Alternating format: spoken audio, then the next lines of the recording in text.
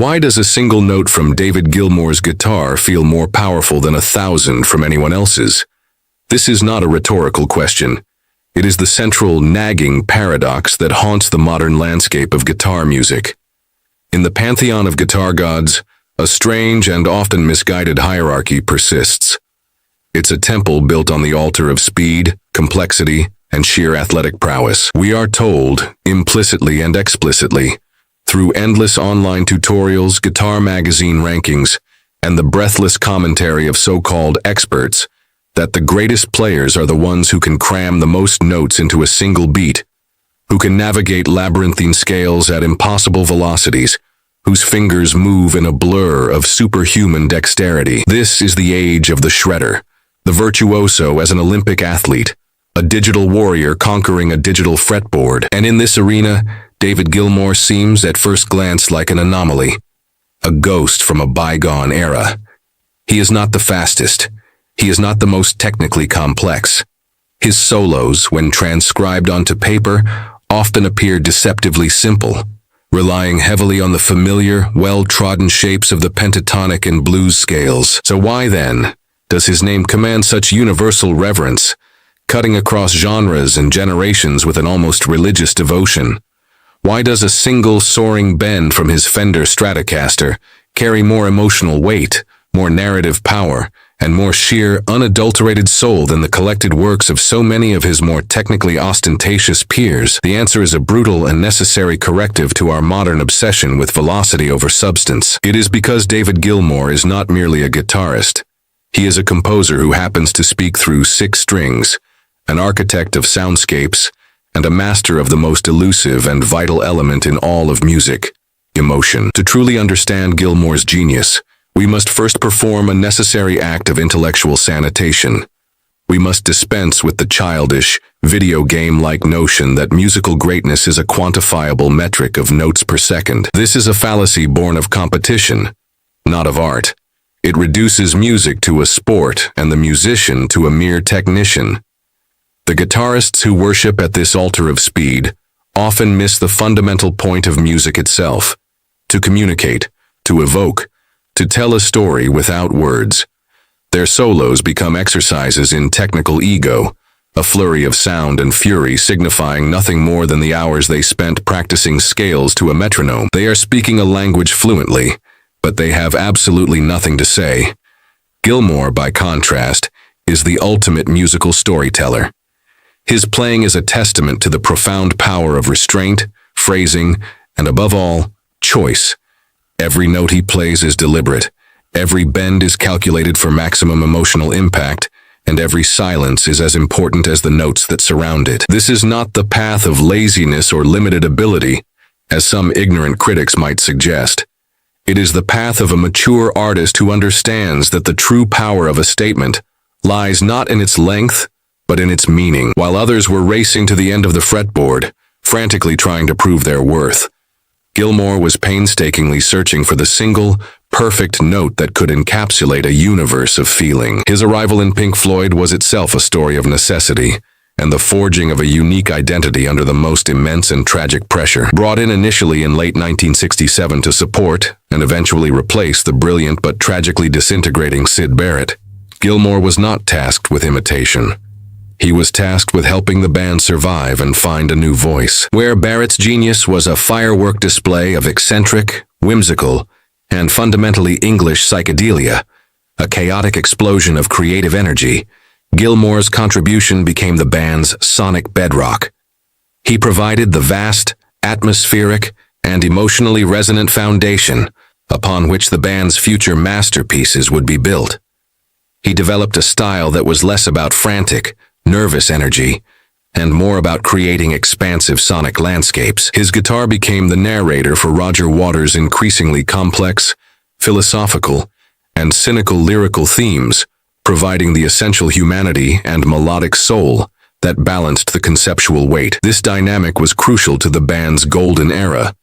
Gilmour's soaring lyrical solos acted as a cathartic release against the often bleak, paranoid, and introspective nature of albums like The Dark Side of the Moon, Wish You Were Here, and The Wall. He was the perfect musical foil, the composer of feeling to Waters' composer of ideas.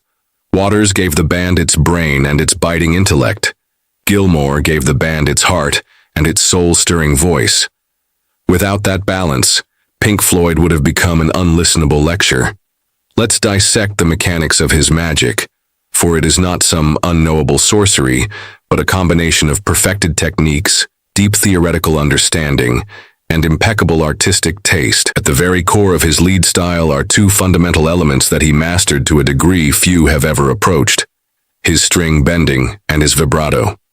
For many players, these are mere techniques, ornamental flourishes.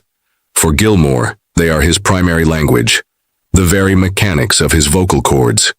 His bends are not simply a way to reach a higher note.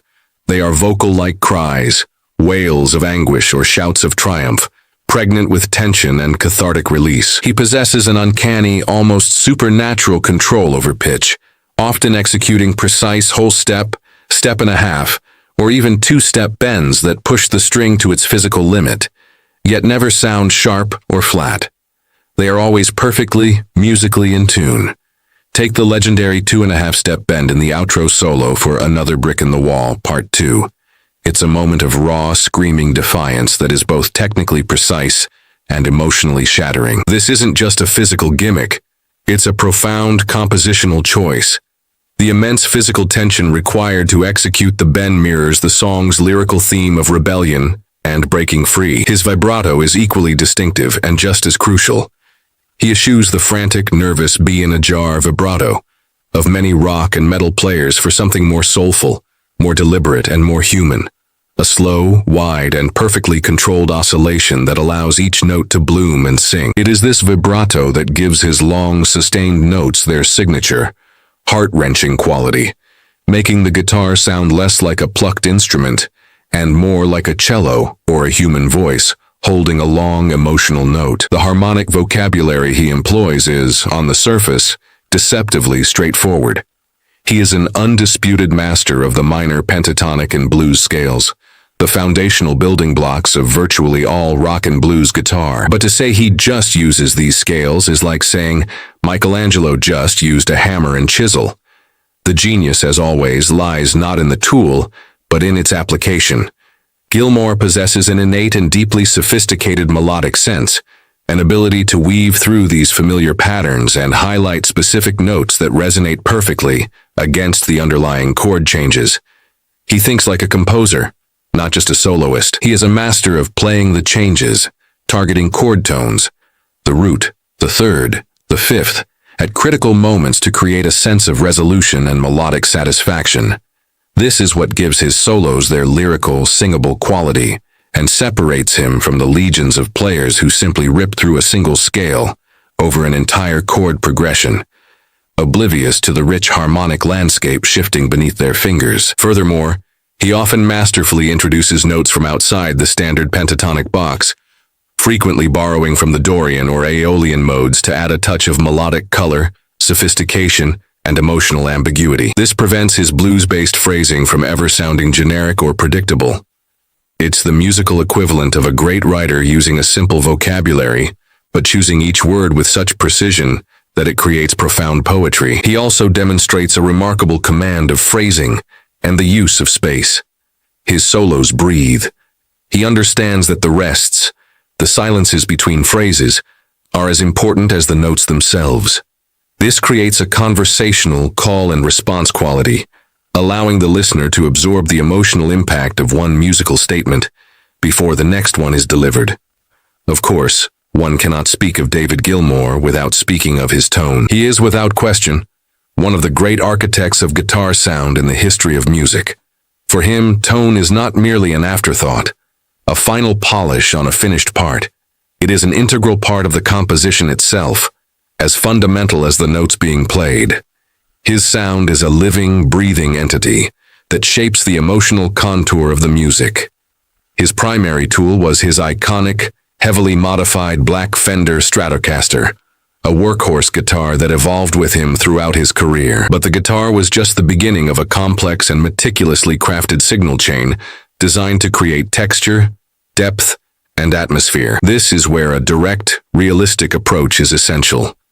Gilmour's sound is as much a product of his deep understanding of audio engineering and electronics as it is of his fingers. He was a pioneer in using effects not as flashy novelties or sonic crutches, but as genuine compositional tools. His entire rig was a laboratory of sound, a palette of sonic colors from which he painted his masterpieces. The searing, violin-like sustain that defines his most iconic solos was often born from the perfect marriage of a specific pedal driving a specific amplifier. He brilliantly paired a Dallas Arbiter fuzz face, or, more famously, an Electro-Harmonix Big Muff Pi pedal with the pristine, high-headroom clean channel of a Hiwatt DR103 amplifier. The Big Muff in particular, with its scooped mid-range and immense woolly gain, is the key to the monumental wall of sound tone of solos like Comfortably Numb and Sorrow. But crucially, Gilmour understood that raw power was not enough. He sculpted this sound with a masterful use of delay. He was an early and devoted user of the Binson Echorec, a magnetic drum echo unit that produced warmer, more rhythmic, and more complex delays than the tape echoes of the time. The Echorec wasn't just used to create a simple repeat. Its multi-head design allowed for swirling, regenerative, almost reverberant echoes that became a textural element in their own right. This is the secret to the three-dimensional psychedelic quality of his playing on tracks like Time and the epic Echoes. He treated delay as an instrument in its own right, carefully timing the repeats to the song's tempo to create rhythmic complexity and a sense of vast, cavernous space. His use of the delay on Run Like Hell, with its dotted eighth note rhythm, created the song's signature galloping pulse and became one of the most iconic uses of the effect in history.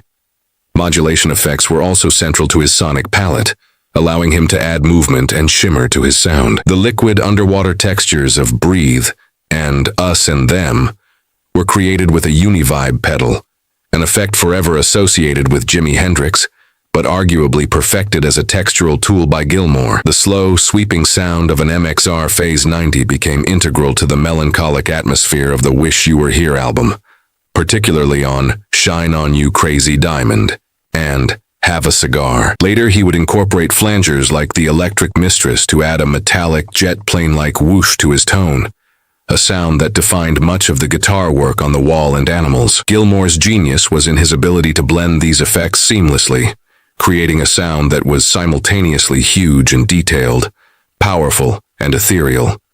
He understood that tone was an emotional variable. A clean, compressed tone with a touch of chorus could evoke a sense of melancholic beauty and nostalgia, while a fuzz pedal cranked into an overdriven amp could unleash a torrent of rage, despair, or righteous fury.